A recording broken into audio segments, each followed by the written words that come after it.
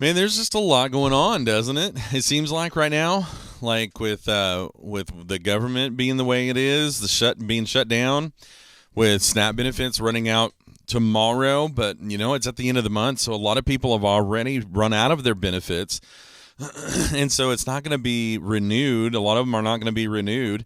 So, man, it just seems like a lot is happening right now, and people are losing jobs. And it's just one thing after another. And what is happening? But is this also an opportunity? Is this something that we could use to come together to help each other out? I don't know. But is that the question? Are we ready for this? Let's talk about this for a second.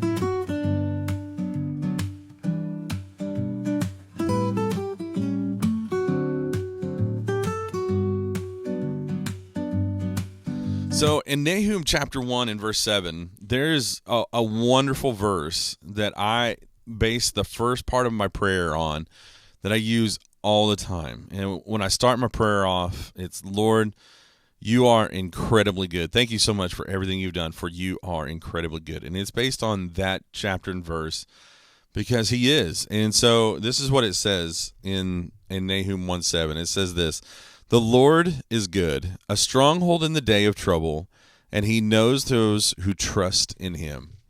And so I look at that verse, and I can't help but to think of what's happening right now. All these things that are happening today. And man, it just seems like a lot is happening. But I can't help but to think of this as an opportunity. Now, don't get me wrong. I hate what's happening. I really do. It is like we're not close to a food shortage, even though it feels like people it feels like a famine almost, because people can't afford it. In the olden times, a famine was based on the need of being able to grow things and to be able to get things. Well, today we are able to go to a market and buy those things, and if there's not enough money in order to buy those things, it's kind of like a modern day famine. And so a lot of people are kind of scared of what's going to happen. And so the fear is not so much that we're going to run out of things, but it's the fear of unknown, the uncertainty of what's going to happen. And we're just kind of, it feels kind of like we're lost, doesn't it? It feels like we're not sure what's happening right here, right now.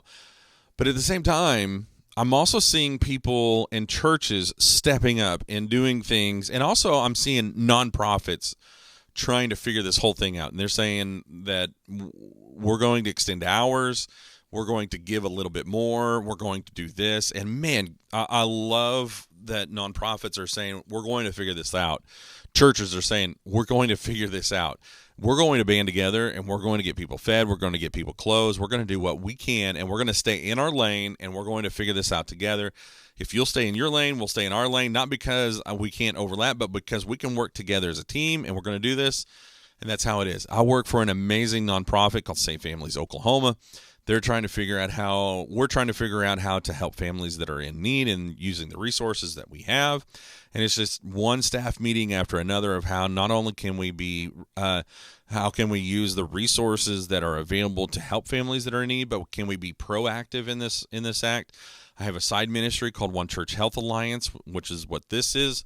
And how can I help pastors in supporting them in not only mental health, but also finding the hope and understanding, but creating influence in the past in doing all of this? Man, it just feels like a lot right now.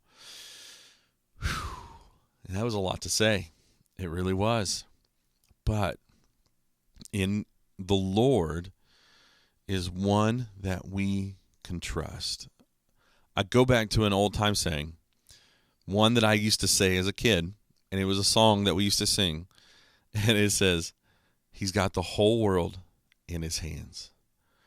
And I can't help but to think today that he still has the whole world in his hands.